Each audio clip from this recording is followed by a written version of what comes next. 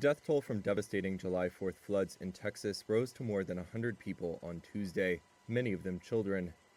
Governor Greg Abbott said authorities were also still seeking more than 180 people whose fate remained unknown. Know this: we will not stop until every missing person is accounted for. The bulk of fatalities and the search for additional victims were concentrated in Kerr County and the county seat of Kerrville. The town of 25,000 residents transformed into a disaster zone when torrential rain struck the region last Friday in the early morning. More than a foot of rain fell in less than an hour, twice as much as had been forecast, flooding the Guadalupe River basin.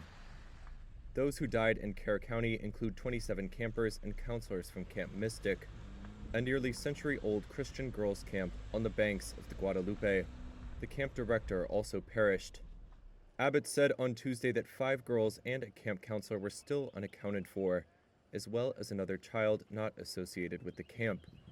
In addition to deaths reported in Kerr County, Abbott said more than a dozen other flood-related fatalities had been confirmed across a swath of Texas hill country known as Flash Flood Alley.